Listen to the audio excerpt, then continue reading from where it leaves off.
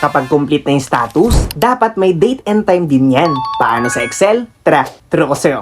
Nakakaalam, may sample data na ako dito ng inventory ko. Under sa status ko, may drop down selection ako dyan na complete at pending. Kapag pinindot ko yung complete, nakita nyo nagkaroon ng date at time. Kapag pending, wala. Kasi it means pending pa. Kapag complete, nagkakaroon ng date and time. Kapag inalis ko, nawawala. Ngayon, paano nga ba yun sa Excel? So first, naglagay ako sa status ko ng data validation na list para magkaroon ng drop-down selection. Hinighlight ko yung buong data ko pababa. Tapos pumunta ako sa data validation, pinalitan ko to ng list. Tapos dito ang pagpipilian ko is complete at pending. Pwede rin naman nasa sa inyo kung ano yung gusto niya dyan.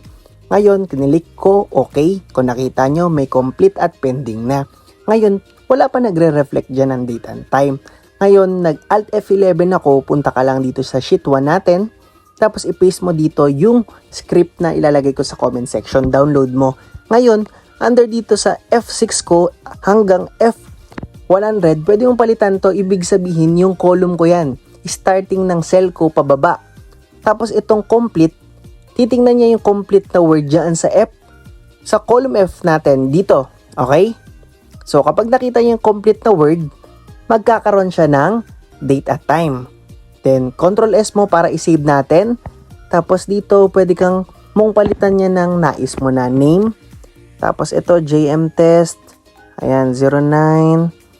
Tapos 06. Tapos itong type natin, make sure na dapat ito yan. Okay? XLSM. Then, click OK. Tapos, exit mo lang to. So, once na complete yung ating status, magkakaroon dapat yan ng date at time. Ayan, ang galing 'di ba? Ipa natin dito pending, ayan. So wala siya. Try natin dito ulit, complete. Nakita nyo? Ngayon, tanong, hindi naman lagi yung status ko complete at pending eh.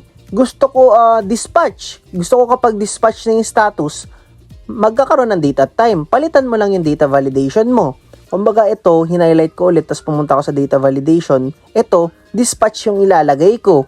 Kasi gusto mo kapag dispatch, magkakaroon ng date at time. Tapos, syempre, ikinapi ko na yan para hindi na ako mag-type. Alt F11 ka lang ulit. Ayan, wala lumalabas muna, di ba? Kasi nagpalit ka na. Kasi doon sa ating script nakalagay, complete. Di palitan mo lang din ito ng dispatch. Ayan.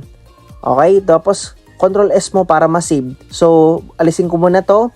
Once na dispatch na to, ayan, may date at time ka na. Naman, kung mapapansin nyo, yung column G natin, ang kanyang format is naka-custom kasi yan. Balik ko lang dito sa kanyang general. Kumbaga, general talaga yung idea niyan. Ganyan kasi talaga magre-reflect niyan. So, i-highlight mo lang yung buong data mo. Ctrl 1 para sa format cell. Tapos, punta ka sa custom. I-paste mo dito o lalagay ko rin sa comment section yung pagka-format ng ating cell. Ito, MMDDYY, tapos gusto ko may hours, minutes, tapos seconds, tapos AM at PM para masunod o ganyan yung format. Diba? Basic lang. I hope nakatulong sa'yo yung technique na to. Like and follow for more Excel tip.